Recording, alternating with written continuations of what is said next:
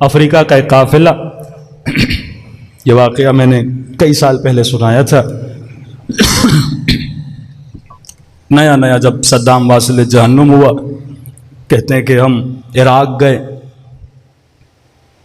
اس قافلے میں ایک ماں تھی، اس کا ایک بیٹا تھا۔ کہتی ہے کئی سالوں کے بعد، 10-12 سال کے بعد اللہ نے بیٹا دیا، اور جیسے عراق آزاد ہوا ہم نے کہا جا کے زیارت کریں۔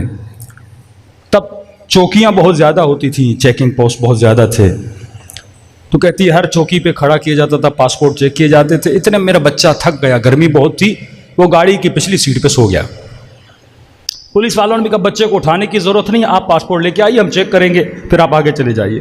کہتے یہاں تک کہ ہم نجف پہنچے۔ نجف جیسے پہنچے، سارا سامان وامان گاڑیوں سے اتارا، ہوٹل کی طرف روانہ ہونا چاہتے تھے، بچہ سویا ہوا تھا۔ ماں کہتی میں نے بچے کو گود میں لیا تاکہ اس کی نیند خراب نہ ہو، ہاسپٹل لے گئی، بچے کو بیڈ پہ سلا دیا۔ کئی دیر گزر گئی، بچہ سویا رہا، اٹھانے کی کوشش کی، بچہ اٹھ ہی نہیں رہا۔ ماں نے پانی لگایا، بچہ اٹھ ہی نہیں رہا۔ دوڑے دوڑے ہاسپٹل گئی، ڈاکٹر نے چیک کیا، کہا یہ تو ایکسپائر ہو چکا ہے، بہت دیر ہو گئی، بچہ تو مر چکا ہے۔ اب تصور کریں جس ماں کو اللہ 10-12 سال کے بعد ایک ہی بچہ دے، اور وہ حسین کی زیارت پہ آئی ہے، بچہ مر گیا۔ بہرحال غسل و کفن ہوا، اس کو وادی السلام میں کہتے ہیں جا کر دفن کر دیا۔ اب اس کی ماں نے، اس بچے کی ماں کی جو دادی تھی، اس نے اپنی بیٹی کو کہا بیٹی اب یہ روئے جائے میرا ایک ہی بیٹا۔ جب ایمان کمزور ہوتا ہے نا لوگوں کا، یہاں تک بولنے لگی ہے کاش میں عراق نہ آتی، نہ زیارت پہ آتی، نہ میرا بچہ مرتا۔ ماں نے کہا ایسا نہیں بولتے، اللہ کی امانت ہے، اسی نے دیا تھا، اسی نے لیا ہے۔ پھر کربلا کا فلسفہ، ایثار کا فلسفہ تو نے نہیں سمجھا کہ چلو مولا علی کے حرم۔ کہتی ہے نہیں، میں زیارت پہ نہیں جاؤں گی، میں ناراض ہوں مولا علی سے، میرا بچہ چھین لیا۔ کہتے ضد کیا، یہ نہیں گئی، یہاں تک کہ قافلہ کربلا پہنچا۔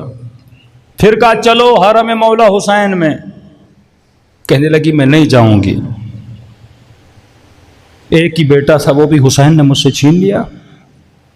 کہتے ہیں 1-2 دن بچے تھے واپسی کے لیے۔ ماں کہتی ہے مجھے غصہ آیا، میں نے کہا دیکھو ناراضگی ہے نا اہل بیت سے، اہل بیت فرماتے ہیں ناراض بھی ہو تو ہم سے آ کے اپنی ناراضگی کا اظہار کرو۔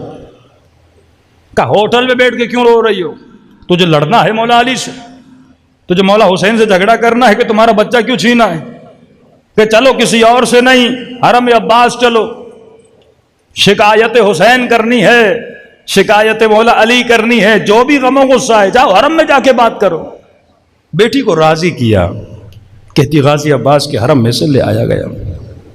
اب یہ ماں کہتی ہے کہ میں جیسے حرم حضرت عباس میں داخل ہو رہی تھی، دور سے نگاہ غازی عباس کی زری پہ پڑی اور کہنے لگی کہ غازی عباس میں اپنے بچے کے بغیر زندہ نہیں رہ سکتی، یا مجھے میرا بچہ دیجئے یا مجھے بھی اس دنیا سے اٹھا لیجئے۔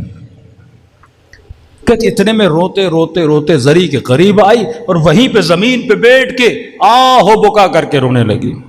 کہتی اتنی دیر میں اس نے دیکھا کہ زری کی طرف سے اس کا بیٹا اس کے قریب آ رہا ہے۔ سمجھنے لگی شدت غم کی وجہ سے شاید میں خواب دیکھ رہی ہوں۔ اپنی ماں کو کہا اماں یہ بچہ جو آ رہا ہے آپ کو نظر آ رہا ہے؟ کہاں، یہ تو ہمارا بیٹا ہے۔ بچہ دوڑا دوڑا آیا اور ماں کے سینے سے لپٹ گیا۔ پریشان ہوئی بیٹا تو کہاں تھا؟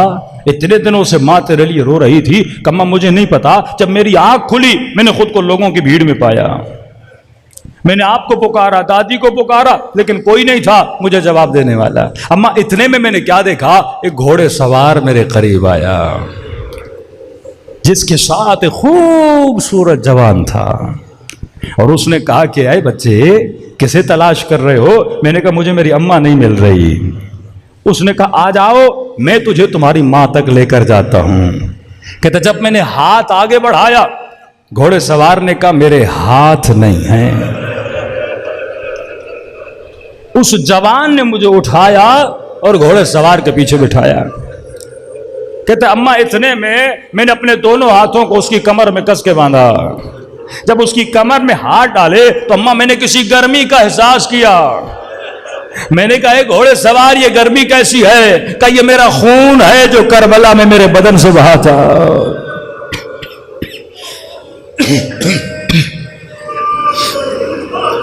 کہتا یہاں تک مجھے زری پہ چھوڑا کہ یہیں پہ انتظار کرو ابھی تیری ماں آنے والی ہے. لیکن جب اپنی ماں سے ملو اسے عباس کا ایک پیغام دینا. رو کے کہنے لگی جی میرے لال کون سا پیغام؟ کہ عباس نے کہا اے میرے شیعو کتنی بھی بڑی مصیبت آ جائے ہم اہل بیت سے ناراض نہ ہوا کرو. ہم سے تمہاری ناراضگی برداشت نہیں ہوتی. میں قربان اپنے مولا پر. مولا میں نے اپنے عمل سے آپ کو کتنا ناراض کیا لیکن آپ کتنے کریم ہیں. یہ دن ہیں اپنے دلوں کو مربوط کرنے کے دن. وقت کی کمی ہے دلوں کو کربلا لے کر چلے اور سلام کرے اپنے مولا کو. السلام علی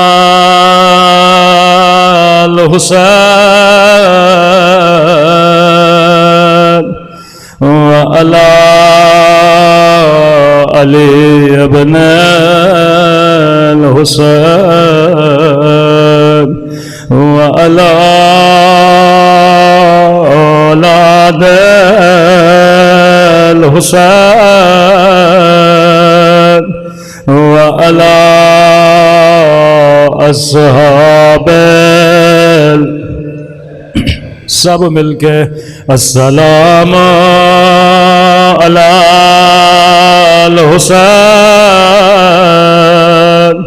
وعلی علی ابن وعلی اولاد الحسین وعلی اصحاب. میرے اللہ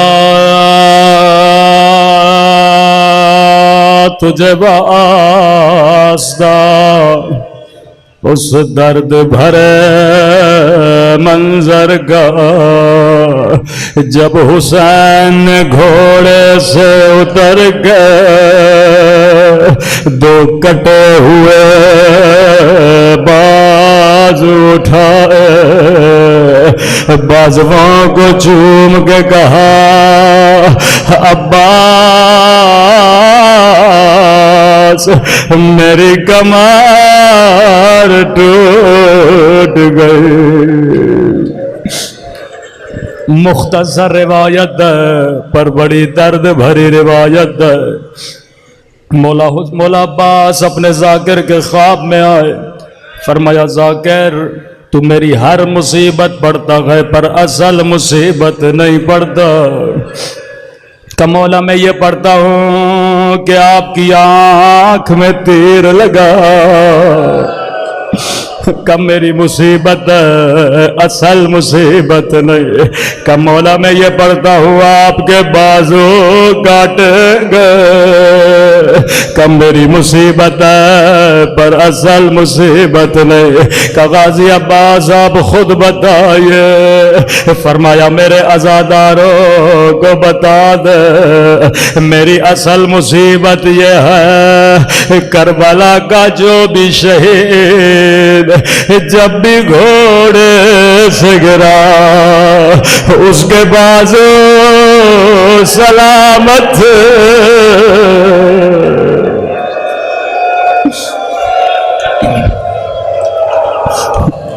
کہ میرے دونوں بازو سلامت نہیں تھے. میری ایک آنکھ میں تیر تھا میں منہ کے بل زمین پہ گرا. خود کیفیت بیان کرتے ہیں.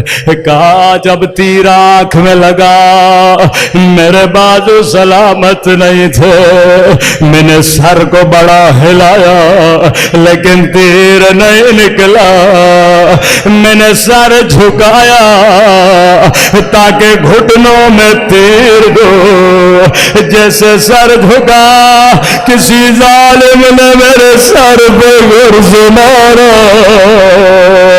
یہ میں عباس جانتا ہوں کیسے زمین پہ آیا۔ غازی عباس یہ سچ ہے کربلا کا کوئی شہید آپ کی طرح زمین پہ نہیں آیا، لیکن غازی عباس 11 محرم کو اور زینب ایسے گرے جیسے آپ گرے تھے۔ شاید کوئی بچہ کہے مولانا یا آپ نے کیسے پڑھ دیا، زینب کے تو بازو سلامت تھے، عباس کے بازو سلامت نہیں تھے۔ جواب میں نہیں دوں گا۔ زیارت ناہیہ میں امام زمانہ فرماتے ہیں میرا سلام ہو میری ان پپھیوں پہ اور جن کے بازو ان کی گردن سے بندھے تھے۔ زینب ایسے گری جیسے عباس گرے تھے۔